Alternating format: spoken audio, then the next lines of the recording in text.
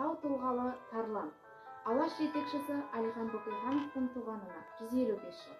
Мемлекет және қоғам қайраткері, алаш көсемі халқымыздың біртуар перзенті Әлихан Нұрмұхамбетұлы Бөкейхановтың еліміздің өткен тарихындағы атқарған ерлік ісі, қалдырған мұралары кейінгі ұрпаққа үлгі өнеге.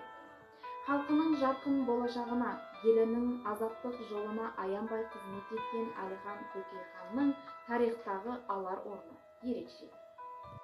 Қазақ тарихындағы ұлт басына төнген нәубет, зобалаң жылдарда жеке мүддеден ұлт мүддесін артық қойып, елінің тәуелсіздігі жолына өмірін арнаған Әлихан Бөкейхановтың тарихи ерлігінен бүгінгі ұрпақ үлгі алуы тиіс.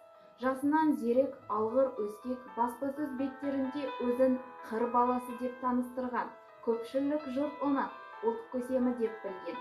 Қазақ ұлтының жоғын жоқтап, мұңын мұңдаған, тірі болсам қазаққа қызмет қылмай қоймаймын деп, артық демі қалғанша еліне адал қызмет еткен Әлихан Бөкейхановтың туғанына биыл міне 155 жыл толып отыр.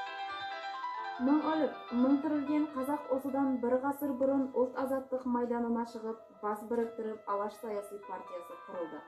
Алашорда үкіметі жасақталды, ұлт кеңесі сайланды. Қазақ топырағында тұңғыш толыққанды ұлттық мемлекетінің шаңырағын көтеруге ұмтылыс жасалды.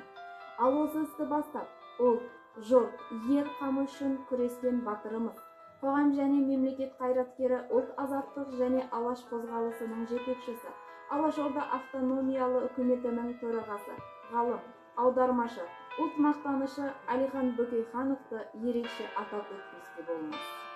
Әлихан Бөкейханов айтқан әрі істеген істері жетерлік.